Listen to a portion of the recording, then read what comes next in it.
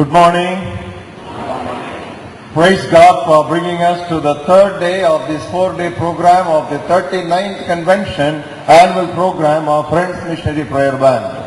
நண்பர் சுவிசேஷ ஜெபக்குழுவின் 39வது இந்த மாநில மாநாட்டின் 3வது நாளிலே கர்த்தர் நம்மை கொண்டு வந்து சேர்த்திருப்பதற்காக அவருக்கு நன்றி செலுத்துவோம். We want to greet you once again in the name of the Lord Jesus Christ, who is the greatest transformer ever. மறுரூபப்படுத்தும் மன்னர் இயேசு கிறிஸ்துவின் திருப்பெயரால் உங்களை மறுபடியும் நான் வாழ்த்தி மகிழ்கின்றேன். Praise God for all that the Lord under His sovereign grace taught us during these 3 days. இந்த 3 நாட்களிலே தம்முடைய அனந்த கிருபையின்படியே ஆண்டவர் நமக்கு கற்றுக் கொடுத்ததான சத்தியங்களுக்காக கர்த்தருக்கு ஸ்தோத்திரம். It's a great privilege to be sitting under the ministry of teaching of God's word with the Spirit's anointing. That also adds to our responsibility, because the Bible says, to whom much is given, of him much shall be required. ஆவியானவரின் அருட்பொழிவின் நிழலில் வேத வசன போதனையில் இவ்வாறு அமர்ந்து கற்றுக்கொள்கின்றதான ஸ்லாக்கியம் மிகப்பெரிய ஸ்லாக்கியம். எவனிடத்தில் அதிகமாய் கொடுக்கப்படுகிறதோ அவனிடத்தில் அதிகமாய் கேட்கப்படும். Praise God for the theme under study, transformation of mind. மனம் மறுரூபம் என்ற கருத்தில் நாம் தியானிக்கின்ற இந்த செய்திகளுக்காக கர்த்தருக்கு ஸ்தோத்திரம். During the dawn devotion of yesterday, I spoke to you about the transformation of mind with respect to relationships.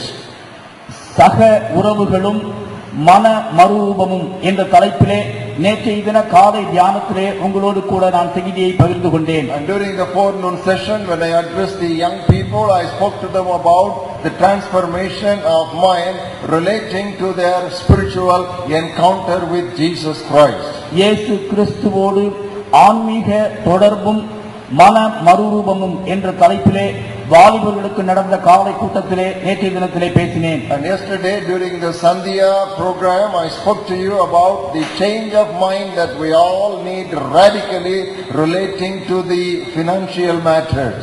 பணமும் குணமும் என்ற தலைப்பிலே நேற்றைய தின சந்தியா வேளையிலே உங்களோடு கூட சத்திய வசனங்களை நான் பகிர்ந்து கொண்டேன். And God's servant Dr. Sam Kamalaisen spoke to us about the transformation of mind in family life yesterday.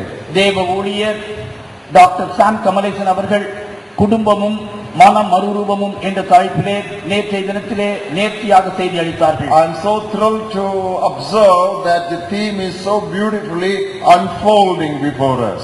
இந்த கருப்பொருள் மிக அழகான விதத்திலே மலர்ந்து கொண்டே வருகிறதை நான் அழகாக உணர்கின்றேன். All that needs to be said about this theme will not be taught during this program.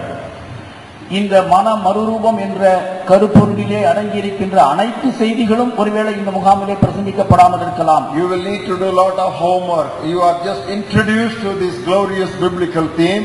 As you get back home, make it your lifetime study and keep on being transformed with the help of the Holy Spirit from glory to glory until you come to the image of the very Son of God.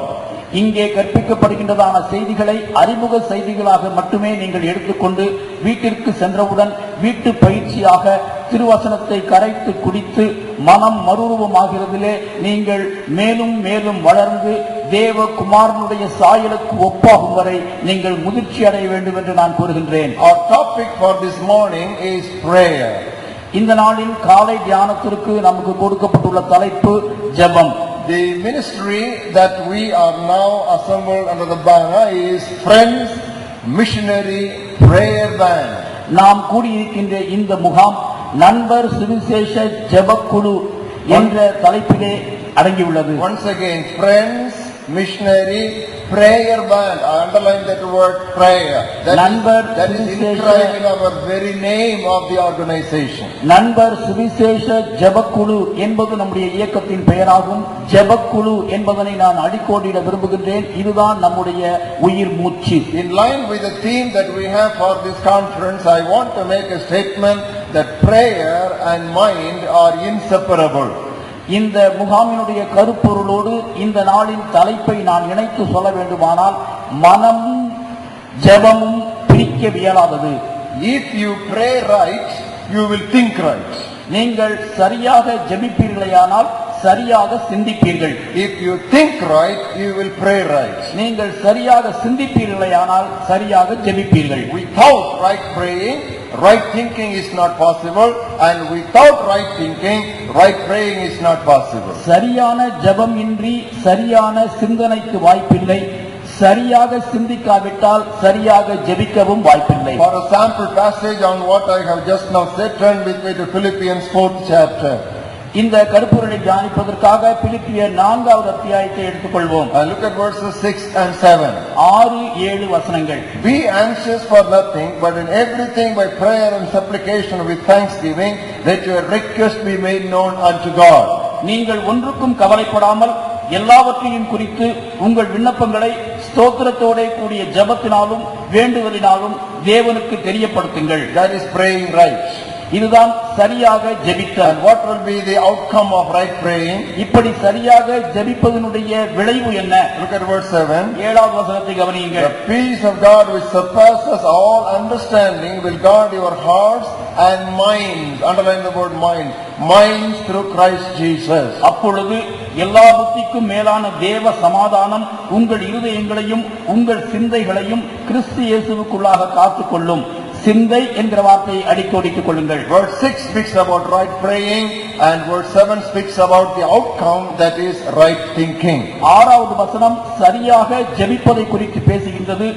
7வது வசனம் அதன் விளைவாக ஏற்படக்கூடிய சரியான சிந்தனையை எடுத்துரைக்கின்றது. With that orientation, I want to make a strong statement. இந்த அறிமுகத்தோடு கூட முன்வைக்க விரும்புகின்றேன். It is a sad observation that is seen everywhere, both in the nation and the world.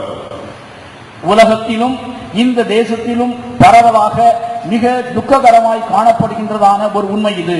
The knees of Christians have become feeble.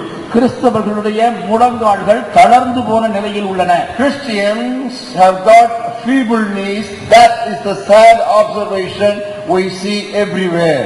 எங்கு பார்த்தாலும் நாம் பார்க்கின்ற ஒரு துக்ககரமான காரியம் என்னவென்றால் முழங்கால்கள் சோர்ந்து போன நிலையிலே கிறிஸ்தவம் காணப்படுகின்றது. Many who were mighty prayer warriors like Daniel have also become tired.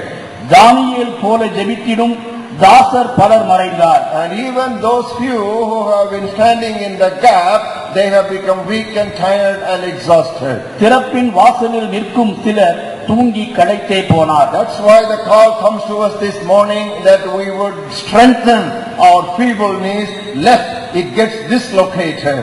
ஆகவேதான் இந்த நாளிலே திருவசனம் நமக்கு நேராக வருகின்றது. தளர்ந்து போன முழங்கால்களை நேர்படுத்துவதற்கு ஆண்டவர் நமக்கு அழைப்பு கொடுக்கின்றார். Turn with me to book of Hebrews chapter 12 and verse 12. Easy to remember. 12:12 of Hebrews. எபிரேயர் 12:12 எடுத்துக்கொள்வோம். நினைவிலே சுலபமாய் வைத்துக் கொள்ளக்கூடிய ஒரு வசனம். எபிரேயர் 12:12. Therefore strengthen the hands which hang down and the feeble knees. ஆகையினால் நெகிழ்ந்த கைகளையும் தளர்ந்த முழங்கால்களையும் நீங்கள் திரும்ப நிமிர்த்தி. And the message that I have before me is how to strengthen your prayer life. உங்களுடைய ஜெப வாழ்க்கையை எப்படி உறுதிப்படுத்துவது என்பதுதான் இந்த காலையிலே நான் உங்களோடு பேசப் போகிற செய்தி. We all are weak in many areas of our lives. நம்முடைய வாழ்வின் பல்வேறு பகுதிகளிலே நாம் பலவீனர்களாய் காணப்படுகின்றோம். But that area which needs immediate attention is the life of prayer. ஆனால் நாம் உடனடி கவனம் செலுத்த வேண்டிய முக்கியமான ஒரு பலவீன பகுதி உண்டென்றால் அது ஜெபம்தான். I am going to teach you 7 vital lessons this morning, how each of you individually and as groups corporately can strengthen your prayer life. தனியாக